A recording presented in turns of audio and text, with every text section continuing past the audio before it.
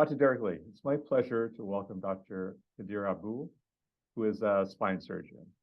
He works at the Orthopedics and Traumatology Department of Pine and Sakura City Hospital in Istanbul, Turkey, which is the largest in Europe.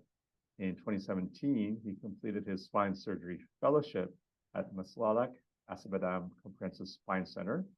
And the director of that center is the renowned Dr. Ahmet Lanay.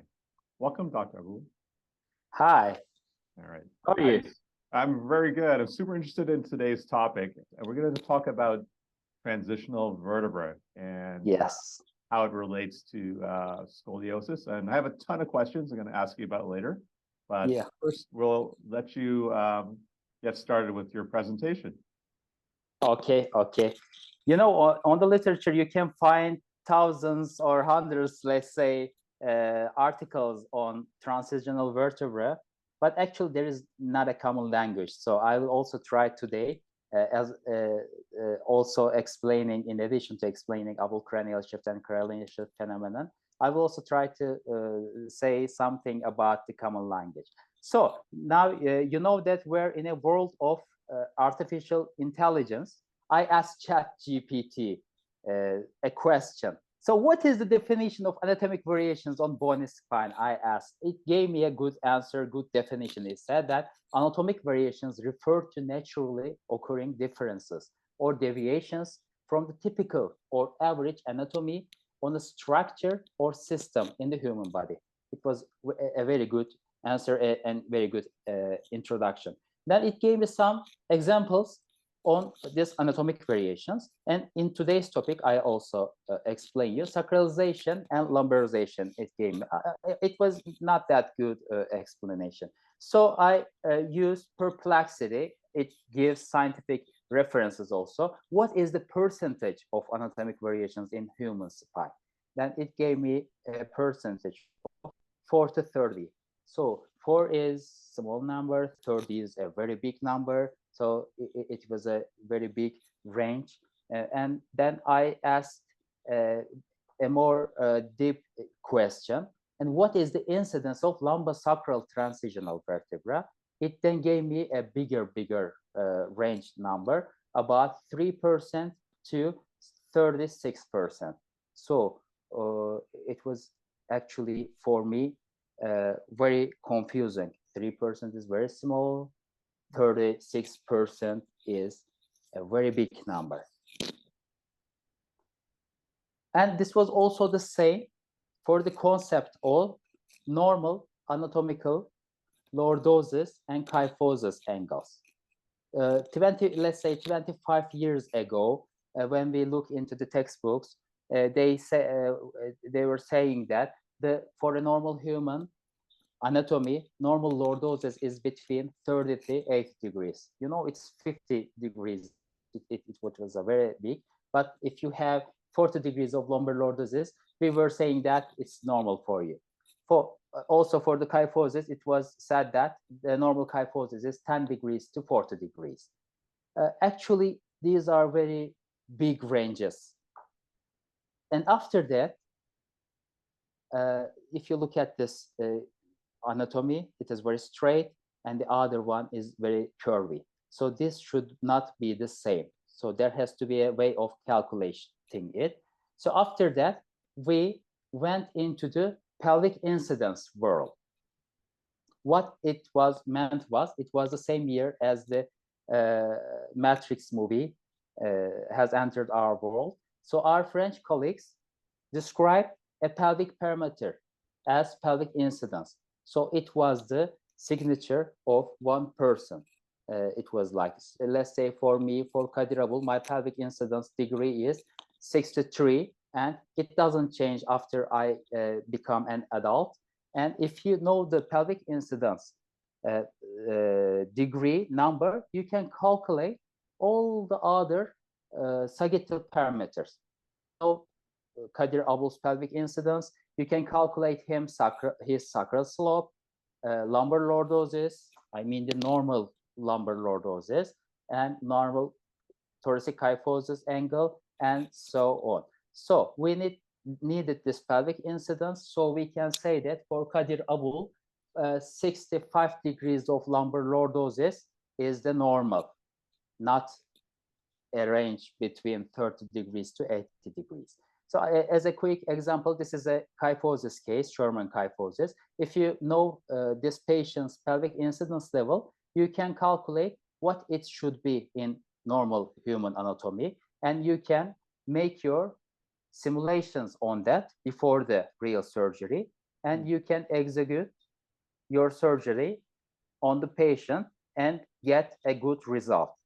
It was enough to know the pelvic incidence level. So let's get back to our lecture, our subject. The prevalence of lumbosacral transitional vertebra is very high. So again, in this concept, also we need a common language. And as surgeons, 4 of the most common errors in spine surgery include operating on the wrong patient, performing the wrong procedure, operating at the wrong level, and operating on the wrong side. And we have 33 lumbar vertebra, and 24 of them are movable. So it has a very high chance of, it is about 50 to 67% of spine surgeons have directly experienced wrong level surgery over their careers.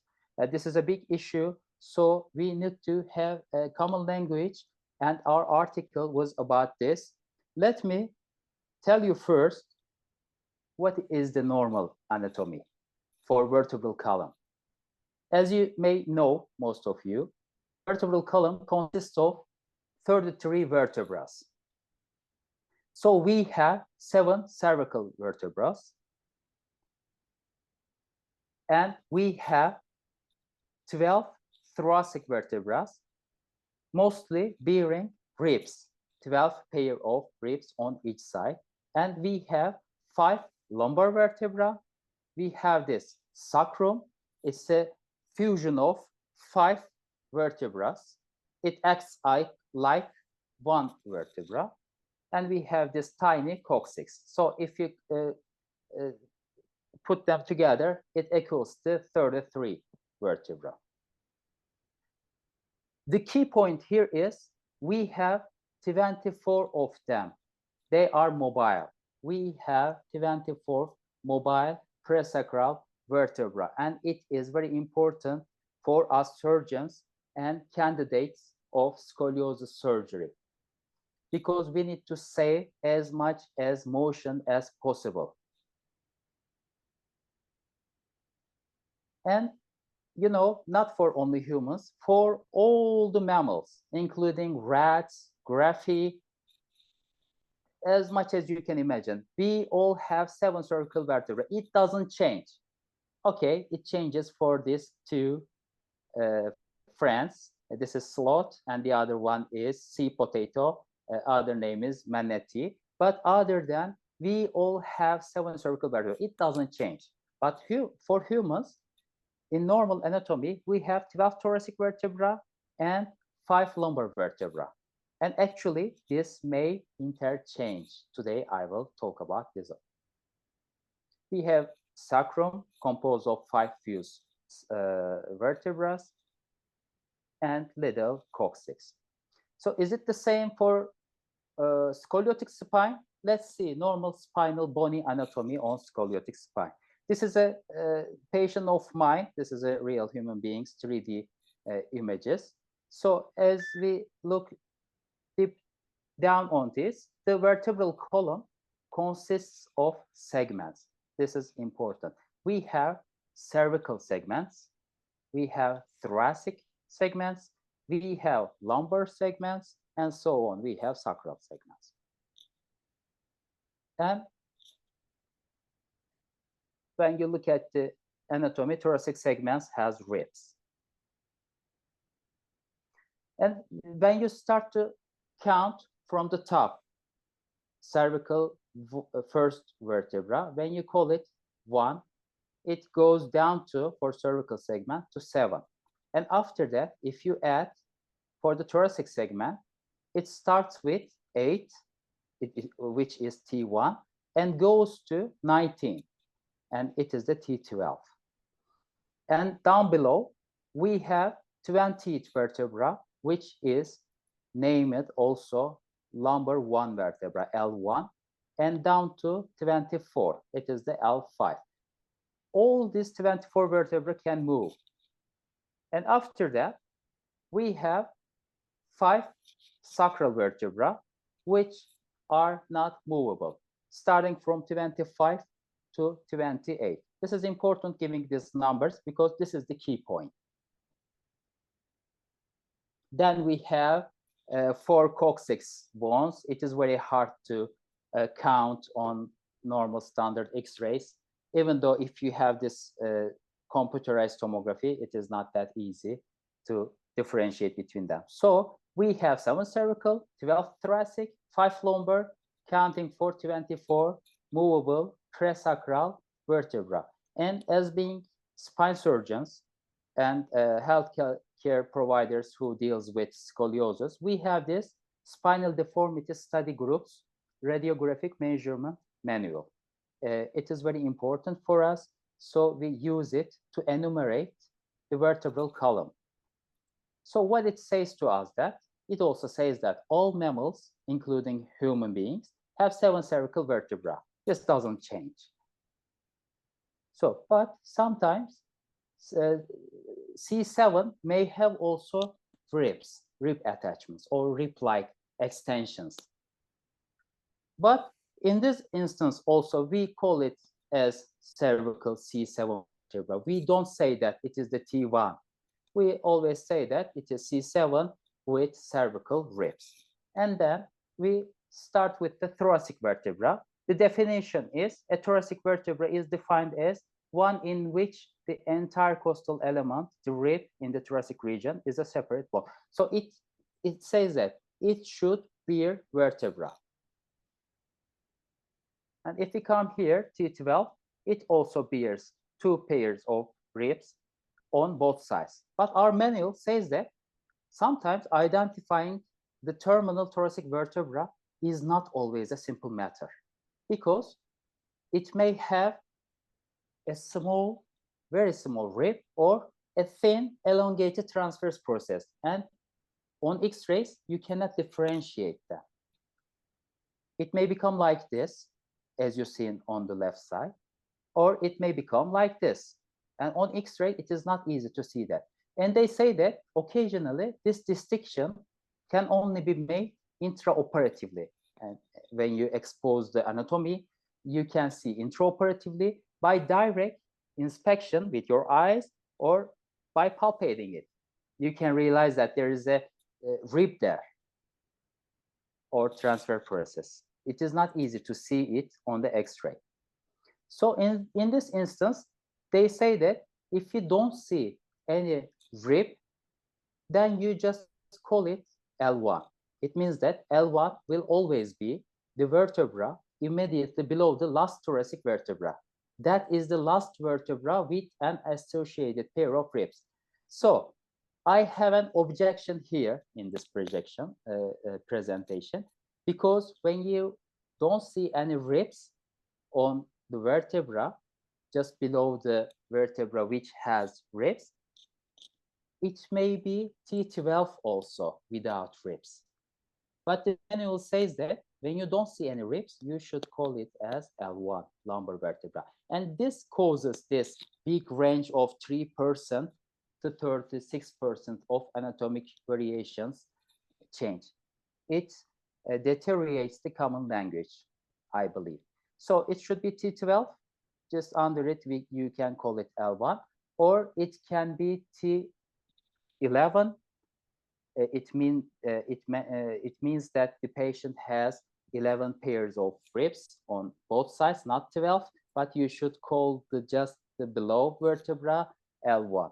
So it makes a confusion, because we were saying the cervical C7 vertebra, again the cervical vertebra, but with cervical ribs.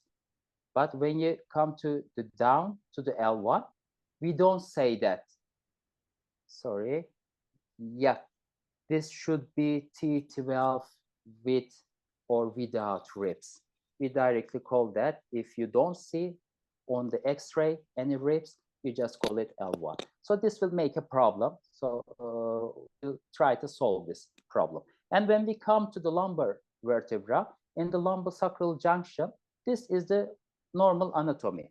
L5 has little tiny transverse processes like this one. As you see, this is the normal one, but sometimes the transverse process may become widened, as you can see on the right side. And it may also fuse to the sacrum. So what it means that L5 is a lumbar vertebra, but in this instance, it loses its identity and tries to become a sacral bone. So there is a loss of identity of a segment. Lumbar vertebra tries to become a sacral vertebra. Just as in the example of T12 vertebra sometimes loses its identity as being thoracic vertebra, and it tries to act like a lumbar vertebra.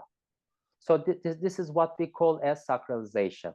This could be a total fusion on one side or both sides. So Dr. Castelvi in 1984 described this as Castelvi classification. So there are 7 different types of lumbosacral transitional vertebra as sacralization. So lumbar vertebra becomes sacralized. But most of the time, you cannot see the whole spine, but you can differentiate it. There's a problem, anatomic variation on the thoracolumbar part or lumbosacral part. This is a brief definition, and we call it transitional vertebra. What it means that in the thoracolumbar part, when you see there's a change, but if you cannot count from the top, you can say that T12 may be missing ribs, or it has rudimentary ribs, or L1 vertebra may have costa on both sides or unilateral, like this. So on the lumbosacral junction, we may have a transitional vertebra. One instance is you may have your L5 trying to become a sacral vertebra, as we call as L5S1 sacralization, or S1 vertebra may change its identity and tries to become a lumbar vertebra, a movable vertebra. This time we call it lumbarization. So these are the thoracolumbar and lumbosacral transitional vertebrae. As you can see here, this is the sacralization, and S1 may become lumbarized. And sometimes, magically, these two coexist together. We both see on the thoracolumbar junction and lumbosacral junction transitional vertebra together. And it is something, as you can see, T12 has no ribs on the left side, but on the right side, it may happen. And it is something like this. Just imagine a bar, and you can play on it. As you can see, T12 vertebra has small ribs, and L5S1 is sacralized to sacrum. So if you decrease it, the costals are getting bigger, but the lumbar vertebra's transverse process is getting smaller. If you change it like this, they are getting more smaller, and the lumbosacral part getting more bigger. So it acts together. And if you just close it, it is a normal anatomy. But if you increase it, it may become like this. So they can go together. But why in 2023, why didn't we realize it, let's say 20 years, 30 years ago? Because in the past, we only had these X-rays, not whole spine X-ray. We could look at the cervical vertebra and count from the C1 and say that C1 has cervical costa. Yeah, it was easy. And on the thoracic part, we can count from the first rib down to the T12. Yeah, it could be easy because we assume that all mammals have 7 cervical vertebrae. But here on the lumbar part, everything is crashed. So if you're just looking at a lumbar X-ray, there is no way that you can count the ribs. So the last pair of ribs could be either belong to T12 or T11 vertebra. It was very hard. So as human beings, we try to make other ways of thinking to define this transitional vertebra concepts. Someone said that I will use a ligament on the MRI, look at it and say that this ligament is at the level of L5. Someone said that I will look at the iliac crest level and say that it is the line connecting between them is between the L4 and L5. And so. Someone said that I look on the sagittal plane, on the lateral X-ray, and try to guess if it's sacralized or lumbarized. But after that, now we have scoliosis X-rays showing the whole spine, so we can count from C1 down to coccyx, all the 33 vertebrae. And we can say that T12 has ribs or no ribs. It is very easy now. And in addition to this whole spine, now that we have EOS, and we can see actually whole body in only one shot. We have X-rays, AP, and lateral projections. If we look close and count the ribs first, this is the starting point. It is the first rib that is called thoracic 1. And the second one, and the third one, fourth, fifth, sixth, and believe me, I'm counting right.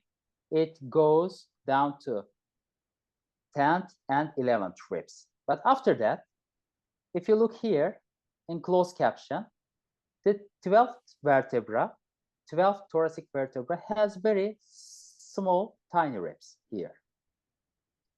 And just below it, we have L1, we have L2, L3, and L4. And down below it, we should see L5, but it somehow looks like it is connected to sacrum. So L5 is now acting like a sacral vertebra and joins to the sacrum. If you look at here, as Castelvi classification classified it, it looks like the Castelvi type 2B. So if you look at this, they are very similar and looks like this in normal anatomy. On the sagittal plane, also L5 is also trying to become a sacral vertebra, but you can see still a disc there. But normally in the sagittal plane, we have about 15 degrees or something extension in the disc. So it looks pretty much parallel. So L4, L5 is also extended more than normal. To compensate it, we can say.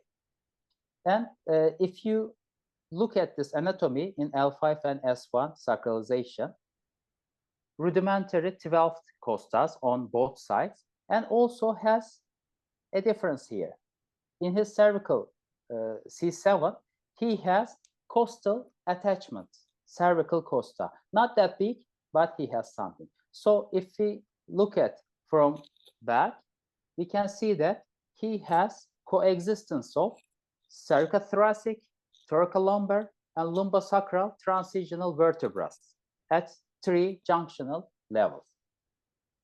So I make some colorization to ease of interpretation. These are the cervical segments.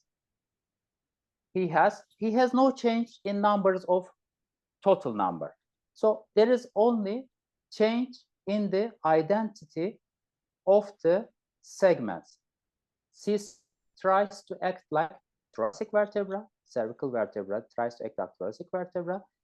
T12 tries to act like a lumbar vertebra, so shortens its ribs, and lumbar vertebra, L5, tries to act like S1 or sacral vertebra and becomes, makes his transverse processes bigger to fuse with sacrum.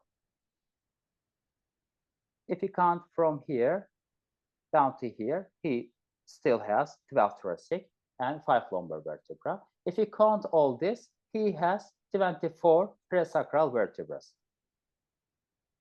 So first, I guess it was in 1933, Kühne was the first mentioning this phenomenon. So these changes may become towards the head, it means cranial, or towards the tail, it means caudal. If you have sacralization, it's a cranial shift. If you have a lumbarization, S1 lumbarization, it is a caudal shift. After that, Dr. Shins in 1950s described what I just described on Jacob's X-ray. The phenomena is like 7 cervical vertebra forms a rib like that of the first thoracic vertebra. 12 thoracic vertebra's rib is shortened, being similar to the costal process of the first lumbar vertebra, and the 5th lumbar vertebra is sacralized. I'll give you another example on a live situation. These are the surgeons trying to decide the segments which to be operated on a scoliosis case. So doctors like coffee, you know. They are arguing, discussing the cases, but one doctor is saying one level, the other is saying another level. So they are getting into a small fight and not deciding on what to do. And this doctor says that let's make our operation levels from T blah blah blah to lumbar blah blah blah. Then they get into an agreement. But what happens is there comes another doctor saying, stop there. You're missing something. Yeah, this is my resident fellow. So he says that look close enough. You're not looking close enough to the cases, x-rays, and tomography. If you look here, this patient has L5 S1 sacralization. So it means that he loses one movable segment from his birth, not 24 movable vertebra, 23 movable vertebra. You should pay attention to this. If you look close enough, this patient also has cervical costal attachments here. And if you calculate the ribs, this patient has only 11 pair of ribs. Normal human anatomy has 12 pair of ribs. Why is it important? Because you will make your operation on this scope X-ray. You put some wires on the patient and say that the last rib-bearing vertebra is T12. But in this instance, this patient has only 11 pair of ribs. So the last rib-bearing vertebra is T11. So it's a wrong level surgery if you do not recognize it. It is very important. So you should not miss it. And these doctors make other surgeons aware of drinking their coffees, these anatomical variations, and then they realize that, oh my God, this patient has Abul Cranial Shift. It means that there's a T12 vertebra change, there's a lumbosacral sacralization together with idiopathic scoliosis. So then they shockingly surprised and make their actual plan and finish and start the surgery, let's say. Okay, after this funny example, I will give more examples on this. This is another adolescent idiopathic scoliosis case. When you look at it, they are big curves and it looks normal. This patient has ribs, etc., lumbar vertebra and everything. So the anatomy doesn't change, but the identity of the segments interchange between them. If you look close enough, it looks normal. If you just count down L1, L2, L3, L5, it looks normal, but we'll look close into it. So we will start again from the cervical vertebra. This is the C2. We start from mostly C2 because C2 is a big bone. It is the axis bone. Then we say that this is the C7. There is no difference, no cervical rib or anything. Let's keep on. And then this is the first thoracic vertebra, T1, T2, T3, T4. We then go to T10 and T11. The T12 has no ribs on it. Last just like the previous case. So on X-ray, we don't see any ribs, so we should call it as L1, right? No, it is not like so. If you have this patient's X-ray, you can see there is a tiny rib attachment here. So this is definitely T12 actually, but you don't see on the X-ray. If you don't see it, you cannot say that it is not there. It is there, you cannot see it on the X-ray. So you should accept it as T12, whether it has ribs seen on the X-ray or not. That way, you get a common language. You assume the normal anatomy and say that there is a relative change here. This is a T12 vertebra without ribs seen on the X-ray. So after that, let's keep on. This is the L1 vertebra, just below the T12, L2, L3, L4. Where is the L5? L5 is hidden here in the sacral bone. It fused totally to the sacrum. Just keep me counting. This is the sacral 1, 2, 3, 4, and 5. There is no missing vertebra in sacral bones also. So this patient has cranial shift on thoracolumbar junction and lumbosacral junction, but not on the cervicothoracic junction. Another case example, 15 years old adolescent idiopathic case with a 12 degrees of hump. You see the X-rays, typical hypokyphosing effect on the sagittal X-ray. These are the Cobb angles. It looks a normal scoliosis case, but if you look deep, carefully into it, you see that 12th vertebra has very small ribs attached to T12. And in addition to that, this patient has on the right side a sacralization, which means that L5 vertebra has a big transverse process trying to join to the sacrum. It should be like this. This is the normal anatomy, but it is not like this. It is more like sacrum. If you look close, to the C7 vertebra and lumbosacral junction, we have cervicothoracic, thoracolumbar, and lumbosacral changes seen together. So it has cranial shift in 3 junctions. If you look close enough to the cervical C7, you see the transverse processes more protuberant. But if you look close enough, there are small ribs there. Embryologically, they tried to become vertebra, but they couldn't. But if you look close enough, you can differentiate between them. So this patient has cranial shift in cervicothoracic, thoracolumbar, and lumbosacral junctions. Another fast example, this is a C7 vertebra with transverse prominences sharpened. As you can see here, a very small cervical rib also. T12 ribs are very small. So 1, 2, 3, 4, the 5th lumbar vertebra is totally sacralized to the sacrum, as you can see here. So this patient also has cranial shift in 3 junctional levels. This is the article which we published on spine deformity this year on January. It is the official journal of the Scoliosis Research Society.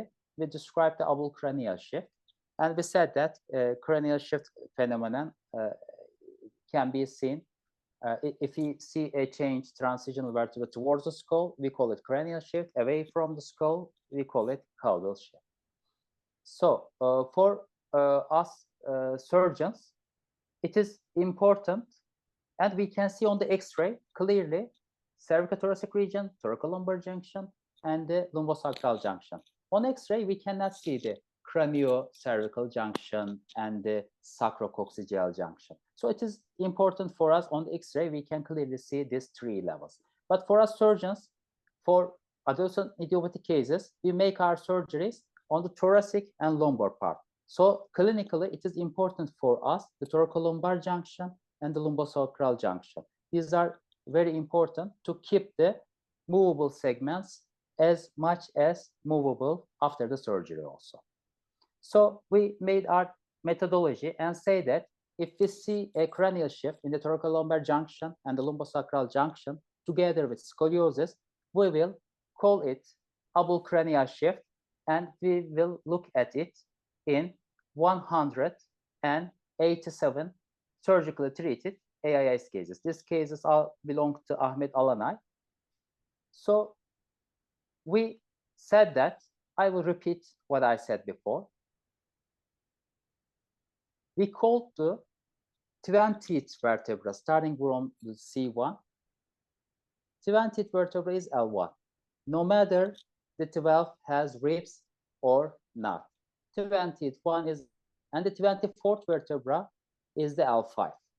We assumed is as the traditional spinal enumeration method.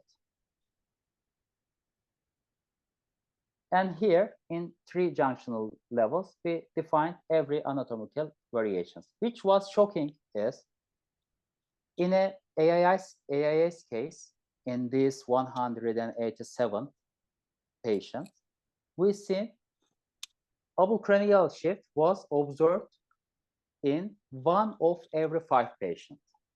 It was nearly 20%. So it is a very big ratio. Why is it important? Because the 24 movable vertebra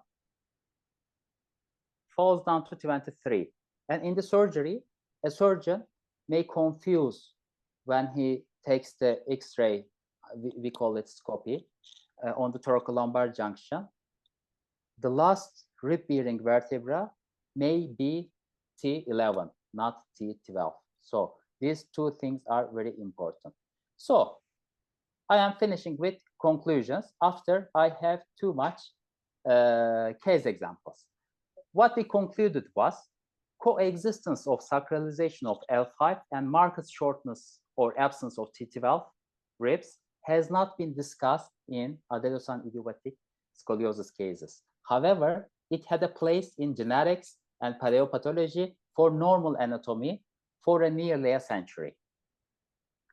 And in scoliosis cases, anatomical variations in the spine can be seen and lead to wrong level surgery.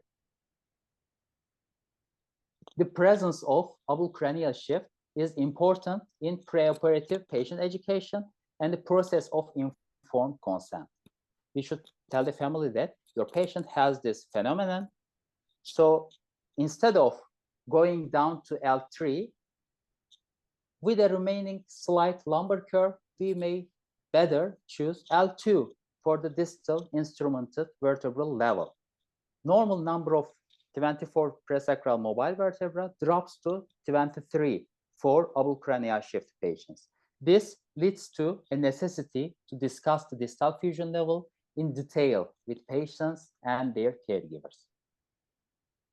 So Baron Lohner also says this. If you fuse a patient and after 10 years, if you go down to L4, you have a chance of this degenerations 1 in 4 patients. It's about 25%. But if you stop at L3, the chance of your having a disc degeneration after 10 years is 1 in every 10 patients. It's like 10%. So in Abul Cranial case patient, if you stop at L3, actually it acts like L4 because you already lose your L5 S1 motion. It is important in that manner. So Abul Cranial Shift L3 may act like L4. And the presence of vertebral column variations should only be addressed by radiological or anatomical holistic evaluation of the entire vertebral column. We need to see whole spine to understand the real anatomy, accepting the assumption of 7 cervical, 12 thoracic, and 5 lumbar as an immutable rule. The determination of relative deviations from it in the evaluation of anatomical variations is recommended for clinicians to provide ease of interpretation and a common language. And in the presence of thoracolumbar transitional anomalies, transitional vertebrae, especially for scoliosis cases, the presence of accompanying lumbosacral transitional vertebra may be seen. Actually, this was not Abul Cranial Shift. I gave the name Alanay Cranial Shift, but Dr. Alanay is, very humble guy. And he said that you're the one to realize it, so it should be Abul Cranial Shift. So I thank to him. Thank you very much for your patience. Now I will go with the case example.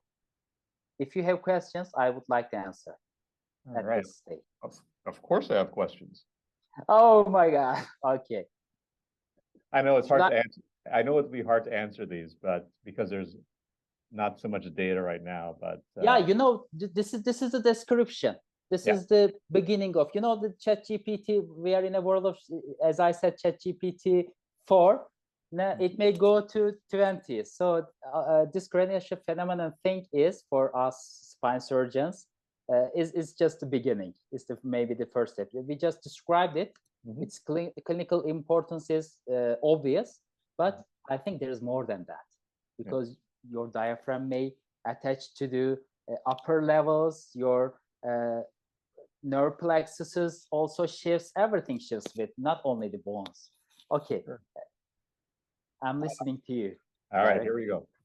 So have you correlated the transitional vertebra with different types of curves? For instance, if you have transitional vertebra, extra ribs or lack of ribs at T12, L1, does that relate to more of a thoracic scoliosis?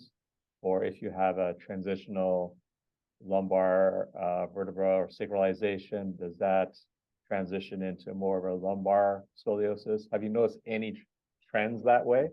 Actually, I was very excited if I could find something on that, because we look at it. If we have any difference between Lenke classifications related with this cranial shift phenomenon. But in this case series of 187 patients, we didn't see any change. But there should be validation studies. There has to be some validation studies in more number of patient groups, and it may change, I believe, but we, at this moment we couldn't find any difference. Do you find that the lumbar sacral transitional vertebra most likely have the greatest impact on global sagittal alignment in relation with respect to cervical ribs and the thoracolumbar ribs as well? Yeah. Actually, as you know, adolescent idiopathic scoliosis is a hypokyphotizing deformity. But when it comes to when you add the transitional vertebra and the lumbosacral junction and other areas, I actually don't know, because we didn't study that. It was mostly on the coronal plane. But when you look at the literature, as I said, everyone has different methodologies. Dr. Huyek, I talked with him in a conference about this transitional vertebra and sagittal plane, how they calculate it. He gave me a good article that they made in 2016, but the methodology was actually so different. They were just only looking at the sagittal X-rays and the angles, and assuming that this is a sacralization, and it affects the sagittal plane. So actually, because there is not a common language on this, it is hard to interpret and say something on it at this moment, because we need to first say that, yeah, we have a common language. We exactly know what is the sacralization is, what is the lumbarization is. Because if you don't see the whole spine, you can say that lumbosacral transitional vertebra, yes, there is, I can see that, but you cannot say that if it is a sacralization, a cranial shift, or a lumbarization. It makes a human error, Absolutely. Because but what I can say is, I know you want me to say something on sagittal plane. If you have a sacralization in L5 S1, you lose about 15 degrees of extension on the disc. Not in every case, but then the upper part tries to compensate it. This compensation may be without any clinical symptom, or it may cause Bertolotti syndrome, which is a painful sacralization or blah, blah, blah. But they also give some formulas on that. But at this moment, I don't believe that formula is applicable to every case, because there's a confusion, which is sacralization, which is lumbarization. Well, like as you mentioned with Bertolacci syndrome, with back pain, Yeah. Due to transitional vertebra, Yeah. Lumbosacral transitional vertebra, oftentimes they'll remove that part of the, if there's just a pseudo joint between Yes. the L5 and the sacrum, they'll remove that joint to see if they can reduce the low back pain associated with it. Yes. I'm just kind of wondering, if the lumbosacral junction, the transitional vertebra, if maybe that is a significant driving force in AIS, if there's some way of, correcting that in terms of trying to reshape global alignment so AIS isn't as driven, if you know what I mean. I'm just pie in the sky thinking, right? I'm also thinking, but I'm trying to sleep at night. So this sacralization thing is, as Castelvi described, it may be very mild without any effect. The transverse process is a little big. They say it in the perpendicular direction. If it exceeds 19 millimeters, you can call it sacralization. But still L5, S1 may move to a bit. Now it is getting very popular to make surgery on that pseudoarthrosis, and the literature says that patients are getting benefit from it, but it is not applicable to all the 7 sacralization, because as I show you in some examples, it's totally fuses to the sacrum. So if you just resect the transverse processes, it won't work, because the L5 S1 disc is not movable, because it's very rudimentary, it's very small, it's parallel now, not in a wedge shape. So if it's fine to be an etiological factor, maybe in the future it may be an option. Yeah. Let's see. Yeah, it has a lot to do. I think it would have a lot to do with the amount, the transitional vertebra, how for the sacrum, lumbosacral transitional vertebra, how much it is fused, or how, if there's pseudo joints. But in your study with the 187 patients that you were looking for the shift, of the 20% of AIS cases that had transitional vertebra, can you talk to what percentage had 3 transitional vertebra? What percentage had 2 transitional vertebra, etc.? Okay. I have a slide here that is hidden. I think you can see it. Okay. So it is here. Actually, I don't remember all the data, so I will show this. This is all that we actually found. We had 187 cases. This composed of the whole study group, and it was 129 fusion, and 58 cases was vertebral body tethering cases. So we saw among this 187 cases lumbarization in 12 patients, 13 pairs of ribs in 2 patients, only 2 patients, and I gave the percentage of cranial shift phenomenon. It was about 19%. So the caudal shift phenomenon, meaning that L1 with costa and including S1 lumbarization, it was only in 1 case. So it is very much lower. Caudal shift has a very low percentage in contrast of cranial shift in our series, of course. And in whole study group, we see 53 patients. It means that 28% lumbosacral transitional vertebra. And we saw 21 cases of in this lumbosacral transitional vertebra group, cranialization, it means that lumbosacral vertebra anomaly as sacralization was 22%, and lumbarization was as I said here, 6%.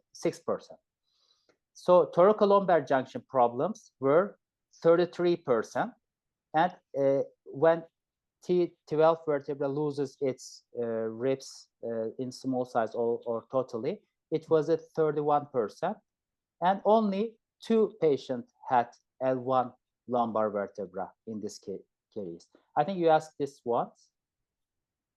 Yes, exactly. So it's good. It's pretty interesting that. Yeah, it's getting confusing when you look at everything in that. But when you once get used to the counting the ribs and realize that most of the patients, it is about 10%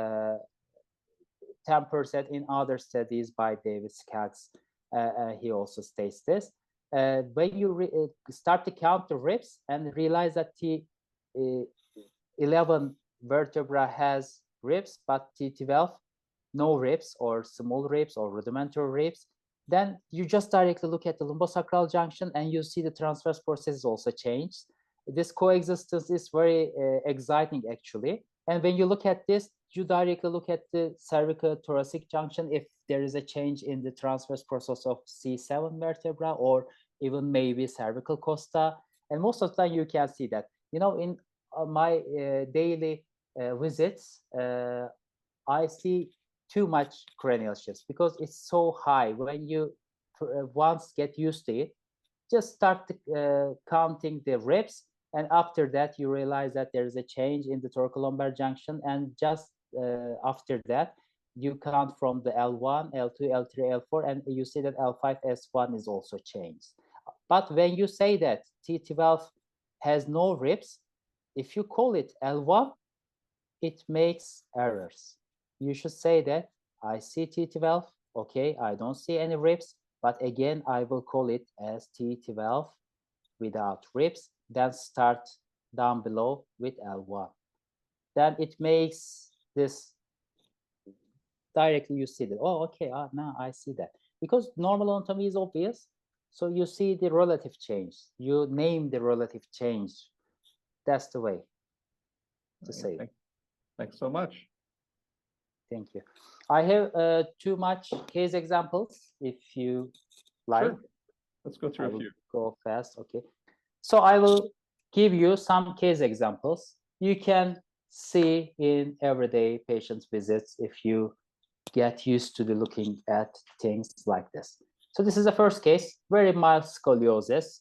It's 16 on the main thoracic region. So if you look close enough, C7 has protuberance on the transverse processes. It's more like sharp.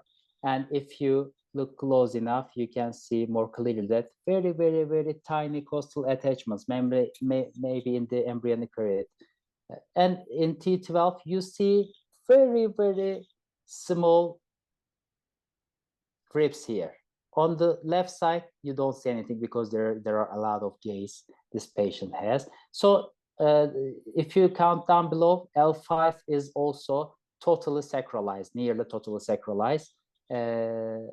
This was one example. In second example, again, a mild case.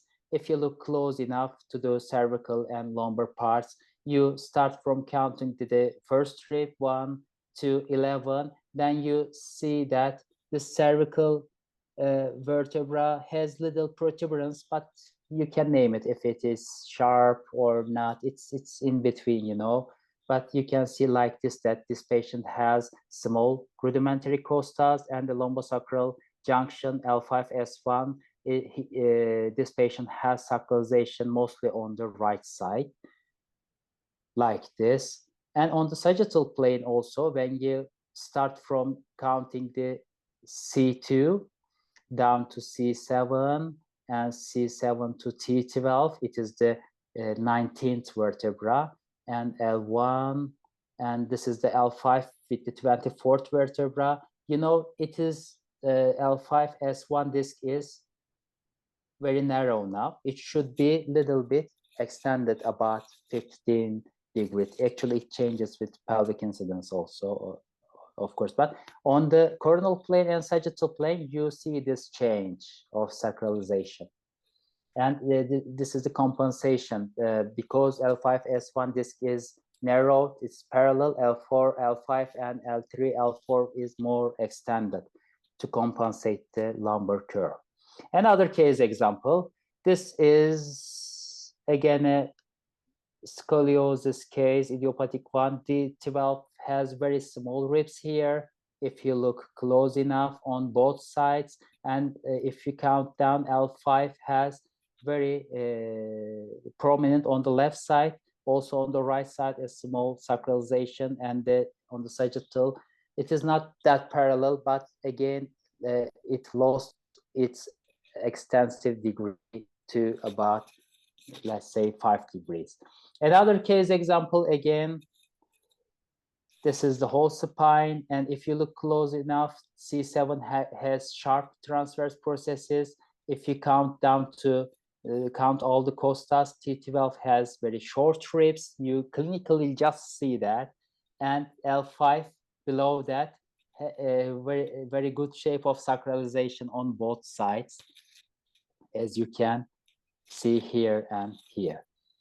Another case example, first examples are this C7, actually I don't see, it's so blurred, doesn't matter, but T12 has no ribs here. Maybe if we take a computerized tomography, we can see small ribs there. It doesn't mean that there is no rib there if I don't see on the X-ray, because actually in surgical candidates, we see most of the time dead costa. So I should assume that this is T12.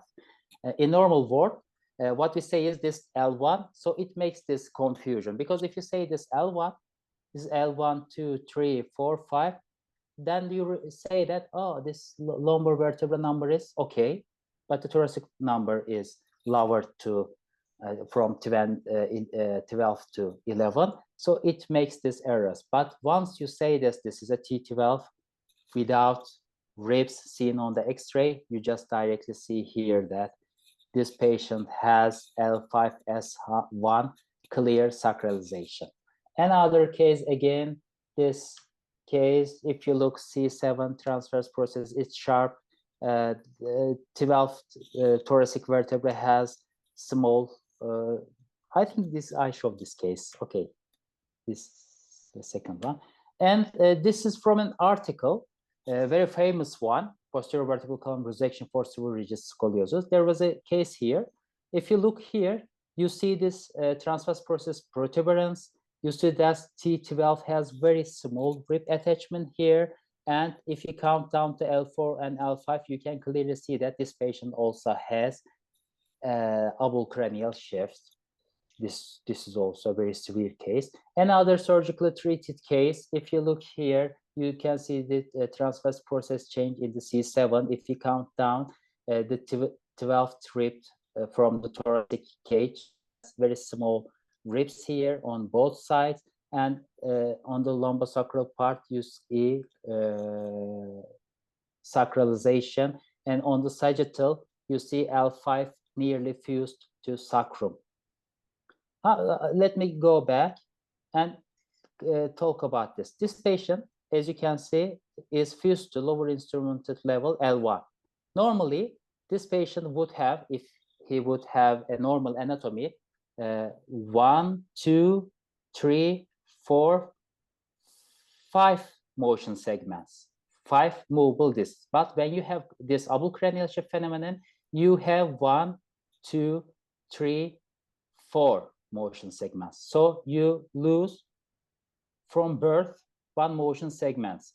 What this means that you may think for scoliosis cases more non-fusion techniques like vertebral body tethering. So you're just into that, you know better. So this patient may be a good candidate for, let's say, vertebral body tethering, because when you go down to L3 to L4 and you plan making fusion, it may be a good idea to do vertebral body tethering. So there are other components like growth potential and everything. But this case, if you count down, I counted all this hundreds time. This is the T12 without costa, or you may see very rudimentary one. So it goes down, and here we see the L5 sacralized. And on the sagittal, it is totally fused to the sacrum. Now L5 is actually became sacrum. So this patient, because why I noticed, this is L1 and the lower part is L5. Another case, this patient has actual cervical costa, but they are very tiny. When you see this, you just directly want to look at the down to the thoracolumbar junction. This 12 thoracic vertebra looks like on the X-ray has no ribs, or maybe very little ribs. Okay, let's count down. L5S1, as you can see here, sacralized, and the disc is more parallel. It shows also the sacralization. Another quick case, T12 has very small ribs there on the right side, and if you look close enough, you can see. So that is why spine deformity study group says that sometimes you cannot differentiate it. It is the only way to see it is to see in the surgery. You can see with your bare eyes or by palpating. So it is very logical to accept it as there is a rib there, but I cannot see that. So I just call it T12. That way you unlocked the anatomy. And this is very famous article written by David Trowbridge and Baron Lohner. We do our surgeries using this article. You know, this is very famous. We choose our fusion levels with this article. So in this article, this is David Trowbridge, they say this is the L1. Yes, in normal board, we call it L1. But if you count down from this first cervical vertebra to down, actually you see there's a rib there. Actually, it is T12. We should call it T12, not L1. And when we go down, L5S1 is sacralized on both sides. Another case example, let's see, this is the cervical C7. We can see that very prominent transverse processes on both sides. T12 has no rib attachments, or maybe that small thing is rib. We don't know. That's why we call it T12 without ribs seen on X-ray. And when we count down, L5S1 is very clearly seen there, sacralized. If you look also in this X-ray to this patient. So once you get used to it, it's very easy. This is from another book chapter, a good surgical treated. Here, C7, I can say that it has some sharpening or not. But in T12, we don't see any rib attachment. Maybe on the right side, we see a little one. Okay, we will call this T12 and start count down, and we will clearly see that L5S1 is sacralized. This is the only way. This patient has 11 pair of ribs. T12 has no ribs, or maybe a small rib there. It doesn't matter if I cannot see on the X-ray, if my eyes cannot see that. It is the human anatomy that God created us, and we should assume the most normal anatomy and name it relative to that. So L5S1 sacralization. Another case example, again, a surgical treated case, T12. We don't see cervico-thoracic junction, but here on T12 has small ribs, and L5S1 is sacralized, and because this is L1, we can clearly see that L5 is totally fused to the sacrum. Another case example, again, this patient has true cervical costa on both sides, and T12 has very tiny rudimentary costa on the left, but on the right, little bit bigger, but again, diminished in size, and the L5S1 on the right side has a transitional vertebra. For this case, there may be some motion in L5 and S1, even though we call it a sacralization. This is Castaldi type 1A on only one side, and there may be some movement. So this patient may benefit from release, Derek, as you imagined. Another case, this is cervical vertebra. You see that prominency is so aberrant. We can see that T12 has costa on the left side, but on the right side, is it a transverse process? Is it a rib? It doesn't matter. We just call it T12 and count down, and we see that L5 is fused to the S1. Another surgically treated case, and we see that cervical costas on the left side, also on the right side, very rudimentary one. T12 has no ribs, and if we go down, L5S1 is sacralized. Let's talk this. This is L1 and L2. Distal instrumented level is, lower instrumented level is L2. So normally this patient would have 1, 2, 3, 4 motion movements. But because this patient had Abul Cranial Shift, he or she has 1, 2, 3 movable discs now. So this L2 acts like L3. Another case example, this is very interesting. On the left side, daughter, and on the right side, mother. And they are very, very similar. On the cervical spine, they have protuberance on the cervical C7. T12 has very small rudimentary ribs on both sides. And on the lumbosacral junction, this patient has on both sides the similar sacralization. So this was a very interesting case, but we don't have chance to take x-rays to every patient. And these are two siblings, two different patients on the left side. They are siblings, and on T12, as you can see, there is no rib on both sides, and L5S1. Also on the cervical vertebra, they have all cranial shifts in 3 junctional levels. Another case with 3D images, this patient has cervical C7 transverse process protuberance, and T12 vertebra has small ribs on both sides. And if we count down to L5, L5 is fused to the sacrum, and down to it S1, S2, S3, S4, and S5 is visible. On X-ray, you cannot see that. You cannot count sacral vertebrae, but if you have computerized tomography, everything gets easier. This is the same case as X-rays also. You can see everything clearly. So this is a very special case, the last one, pure cranial shift case. Because, you know, as I said, normal human beings have 7 cervical vertebrae and it doesn't change.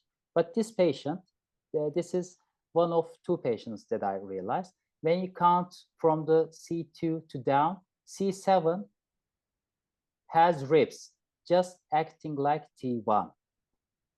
And if you count down, the 12th vertebra is without ribs.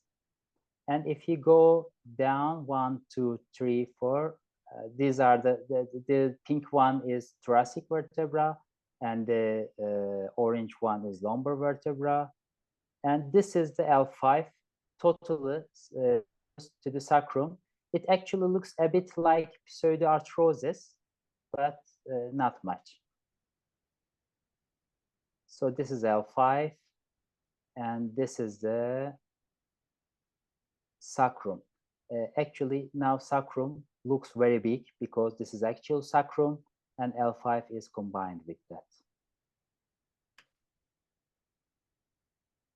Thank you, Derek. Thank you so much, Dr. Abul. Yeah, it's pretty fascinating. I heard about these transitional vertebra and in relation to Vertebral syndrome and low back pain. And Yeah. it's pretty fascinating that there seems to be, at least from your study, a 20% chance of having transitional vertebra in AIS cases. I'm really looking forward to further research on this because, like you said at the beginning, we're just at the birth of Yes.